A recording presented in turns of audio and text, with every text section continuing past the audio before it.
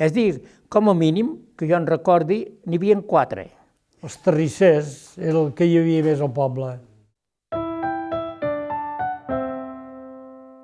La terrissa de Sant Julià era especialment, no era de filigranes, era d'objectes útils, de plats i olles i cassoles i càntirs i totes aquestes coses per aborar el bestiar i tot això.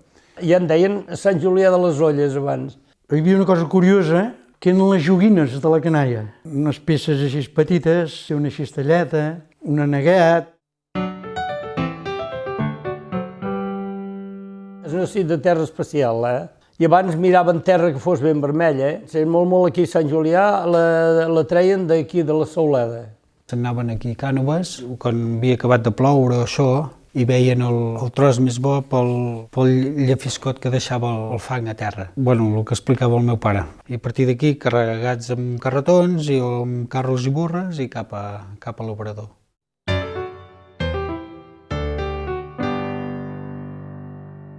A Sant Julià s'ha anat perdent, a la Bisbal està una mica fotuda l'assumpte i Breda ja no ho diguem. El meu pare sempre deia que al sortir el vidre va ser una davallada molt bèstia.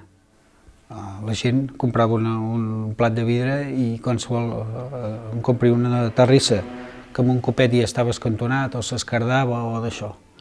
Fins que es va anar a Andorra, que es va fer famós el Duralex, va ser un negoci, amb molt d'esforç i amb molt treball. El dèficit de les estructures viàries i la poca comunicació van frenar, en certa mesura, la possibilitat de créixer i de prosperar de Sant Julià. Però la necessitat d'anar al mercat de Vic va fer que, a poc es millorés l'oferta de transport. Llavors hi havia la jardinera, que veieu el tartan aquell, i el pare meu era l'encarregat, diríem el conductor dels cavalls que anaven i tornaven de Vic cada dia. Aquí on hi ha el cafè hi havia la cotxera. D'aquí va venir que llavors varen posar els cotxes de línia i varen treure això. Al mercat, anaven als mercats a portar la gent, però molta gent anaven a peu. Durant molts anys fou costum que tant la gent com les cases, a més del seu nom, fossin coneguts per un sobrenom o motiu. Perquè tots estaven batejats, Hi havia Can Tameto, Cal Dretxo, Cal Argelic, Cal la Saligarda, Cal la Llebre, hi havia Can Ramonet, Can Coixet, hi havia Can Cadis, la de Can Tató, Cal Amunda, Can Tuà, Can Codina, Can Quel, Cal Noinell. a Can París, Can Calaixeres, i a Cal Noinell. n'hi havia de curiosos, A Cal Tano era un bar, anava a Andorra, amb els seus animals, en fi, el que sigui, i baixava tabac andorrà, que se'n diu Tana. I qui venia a Tana? En Tano. era Can Sala, que era casa nostra. Em deien a Can Sala i no teníem cap apellido ni res que digués Sala. I Can Gall què? I no sabem, Can Gall què? Perquè havien tingut algun gall molt guapo, o no sé. Hi havia des de Cala Papo Negre i a Can Cagòsties. Can Cagòsties, sí. Devia ser un parlaixis una mica gruixut, m'imagino. No sé, que és a tocar l'Iglésia devia, per això no sé, que veu que era bastant, no sé, potser sempre devia que amb l'hòstia s'agrada alguna cosa així. Cal Drop en deien perquè aquell home van dir que havia fet, no sé si era veritat perquè es deia, que havia fet una cort i va anar voltant i quan se'n va donar compte no havia fet portal. I quan va ser l'hora es va trobar tancat a dintre. Tot de cada casa tenia el seu motiu, Hi ha cases que encara el conserven, el nom aquest, La majoria de cases del poble seguia un patró generalitzat que complia amb les funcions bàsiques d'una vivenda típica d'una població d'àmbit rural. Llavors hi havia un tipus de casa que quasi bé es repetia idèntic a tot el carrer, que era una gran portalada, amb capacitat per entrar amb carros a dintre, tothom tenia un tros de pati bastant gran. Entrant a la casa, a mà esquerra hi solia haver una estança que era com un menjador i després hi havia la cuina. Al primer pis hi solia haver també una sala, com una mena de repartidor, però que servia també per les celebracions de la casa. Llavors al voltant hi havia les habitacions. Al segon pis eren unes golfes i allà servia una mica així de magatzem, però solia servir també de graner i de traster i això. Nosaltres teníem el vàter, que era, en dèiem, una comuna, que la teníem allà fora al terrat, i sense aigua i sense res, i tot anava per a baix al femer. Es fa o no fa, casa a casa, ve el mateix. Les cases eren fredes, però hi havia diferents sistemes per escalfar-les una mica a l'hivern. O si res, només tenies una mica de foc allà a la cuina i unes pedres que el meu pare ens va portar, que eren unes pedres de riu, les posaves allà a vora del foc, a escalfar, i llavors quan t'anaves a dormir te les embolicaves amb un drap de llana i tota la nit tenies els peus calents. I era amb això que t'escalfaves, no hi havia per res més. Llavors les passaves una mica punyeteres, vull dir, el fred, Un dels mitjans més utilitzats per escalfar-se eren els brasers. El braser era un d'allò rodó, si era bo era de bronze, si no de ferro. Agafaven el carbonet de la llar de foc, d'allò que cremessin, t'escofaves molt els peus, principalment les que cosien i coses així, ho tenien. El foc, indispensable durant l'hivern per escalfar la casa, era utilitzat també per cuinar. Com que abans només hi havia foc a terra i els fogons que anaven en carbó. Penjaves l'olla allà al foc i mira, si feies el caldo tot allà. El record sé que la padrina, quan es llevava a les 8 o una cosa així, ja començava a encendre foc, primer de tot, amb el carbonet, tot, encendre, i a posar l'olla, i fer xup. Ja es passava tot un dematí, o sigui, per fer el d'allò, estofats i coses així.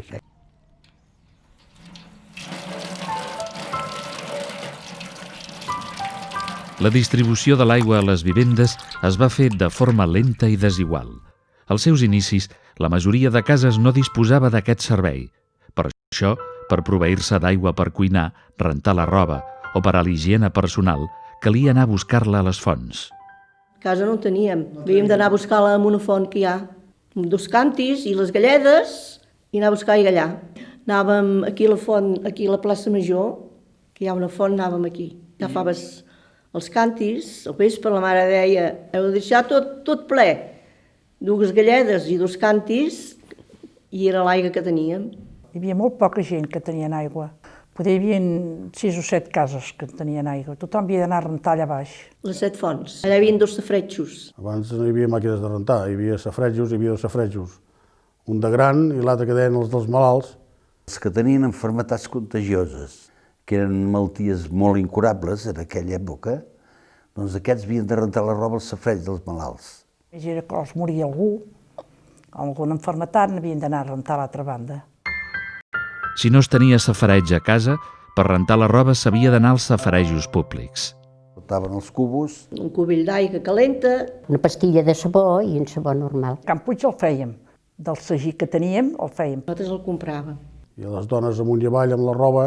Allà la picaven amb el picador, allò que es feia abans. Tothom posava la roba amb lleixiu allà, la tarda l'anaven a esclarir i tothom veia la gent amb un carretó, amb el que fos, a buscar la roba. Va arribar un moment que costava, a vegades, i segons quines hores, trobar-hi lloc. La dona que es havia d'anar cap al capdavall del safareig ja borinava perquè, esclar, li arribava l'aigua bruta perquè hi havia l'aigua que marxava. Allà es trobaven totes les dones i allà ve la paraula que de fer safareig. Allà sortien tots. L'època de restriccions va obligar a recuperar velles tècniques de neteja que es podien fer amb els recursos propers, com la bugada de cendra. Jo me'n recordo a casa meva, sí, la meva mare feia amb cendra. Posaven un cubell, així a la vora del foc. Un cubell de pedra. Ficaven una bossa de cendra, lligada una bossa de cendra. I ficaves tota la roba allà en aquell cubell. I posaven cendra al sobre, que estava foradat de baix. I ficaves l'aigua, anar canviant l'aigua. Que l'aigua anava bullint i li anaven tirant a mica, anaven tirant l'aigua que anés passant la cendra. Sempre aigua neta. I l'aigua anava baixant. I allò era la bugada, el que netejava la roba. Arran de diverses infeccions contagioses que van tenir lloc a Sant Julià, es qüestionà la salubritat de les seves aigües. Després d'una epidèmia soferta l'any 1923, es va constituir una junta administrativa amb representants del poble i de l'Ajuntament amb l'objectiu de tancar els pous utilitzats fins aleshores i de canalitzar les aigües de la Font Noguera. És que aquí es va posar l'aigua al poble, unes quantes cases al principi, que varen ser com accionistes, que hi varen participar. Que va haver-hi una comissió de gent que van fer una associació i van entrar l'aigua al poble, diguéssim. Es va fer el dipòsit a dalt al castell. Sobre les fonts Noguera s'hi van muntar les bombes i pujaven a dalt al castell. A dalt al castell ja es va arreglar un dipòsit de 150.000 litres o així. I llavors es van posar un motor a baix a les fonts per pujar l'aigua, per subministrar el poble.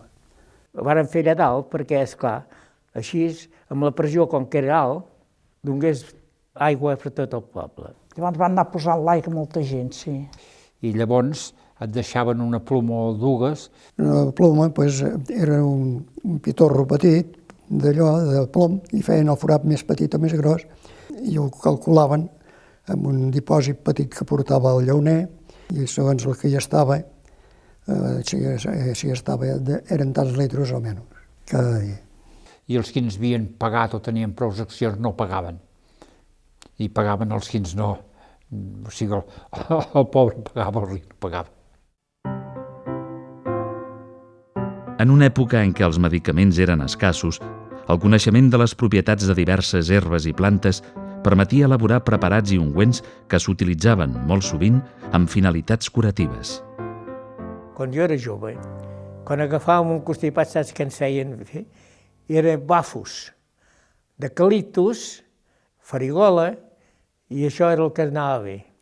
I llavors, sobretot, ens posaven al llit 2 o 3 mantes que suessin ben suats, perquè suant deien que trèiem el constipat. Cadascú tenia la seva petita farmaciola, sigui un ungüent, amb farigola, espígol... Camamilla, la tila, pels constipats, pel mal de ventre... Tot cosetes locals, Escollíem per aquí. Bueno, la farigola sí, n'hi ha la que vulgui, però el eucalipte no l'havíem d'anar a comprar a la farmàcia o a l'herbolari. Ja hi havia metge al poble, però, esclar, aquell temps tot estava a les beceroles. Els remeis casolans amb herbes medicinals eren habituals a les cases del municipi, però per a moltes malalties s'anava a veure el metge del poble. Jo em recordo perfectament que sempre hi ha hagut metge aquí a Sant Julià, que hi havia un senyor i llavors hi va entrar en Riera. El meu pare es cuidava del poble, de Sant Julià, de Calldetenes, no tot a Calldetenes perquè hi havia una part que corresponia a Vic, Folgueroles, de Vilallons i també de Vilanova de Sau. La feina de metge d'abans era molt difícil. No tenien hora a la nit perquè anaven a picar el metge, pam, pam, pam, que això, corrents cap allà. És dir, que hi havia vegades que veníem amb el pijama. I això vol dir que li tocava a vegades, mira, anar... I en aquelles èpoques que no hi havia gaires carreteres transitables, a vegades hi havia cases de pagès doncs, que ell feia un tros amb cotxe i llavors l'anaven a esperar amb una euga o un matxo i així acabaven d'arribar a la casa. És cap aquí amb el cotxe, però antigament amb la tartana hi anàvem. Els avenços en el camp de la medicina van permetre introduir nous productes mèdics que, a poc, començaren a guanyar-se la confiança de la gent. Llavors, el que recordo també va ser la primera aplicació de la penicil·lina. El meu pare explicava que ell la primera vegada que l'havia utilitzat va ser, em sembla que va ser una noia, de Can Garbells, i que gràcies a la penicil·lina se'n va salvar. Que, per cert, el curiós és que la penicil·lina llavors la venien a una carnisseria a Vic. No es venien a les farmàcies, perquè la penicil·lina l'havien de tenir amb neveres, i les farmàcies no tenien neveres ni pensar-hi. L'únic llocs que tenien neveres era la carnisseria, i allà venia la penicil·lina. L'electricitat va arribar a Sant Julià a principis del segle XX. La seva distribució es va fer al poble de manera gradual. Les cases més properes al nucli urbà van ser les primeres on va arribar la xarxa. A casa meva, me'n recordo, vàrem ser dels primers que la va posar el meu pare. Sí, l'electricitat sí, al poble. Si tant aquí com al meu poble, doncs l'electricitat ens la donava un moliner que tenia un embalsament del riu, doncs amb una dinamo.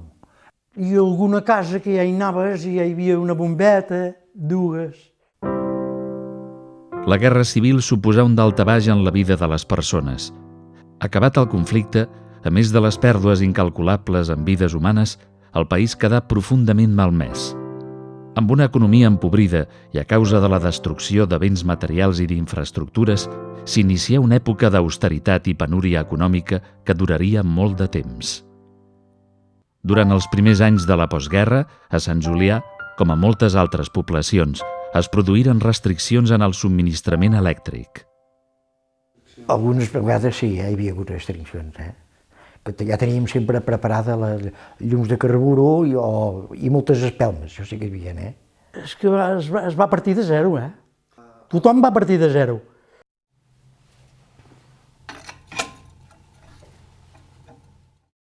Aquí he conegut els llums d'oli, he conegut el llum de carburo, inclús amb la bicicleta portàvem llums de carburo, no tenien cèntims per comprar una dinamo.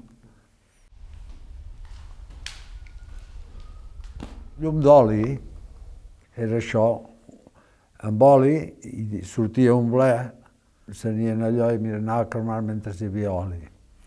I el carburo eren uns llums que ficaven carburo a l'aigua i llavors enceníem i feia llum també. Que era perillós quan explotava.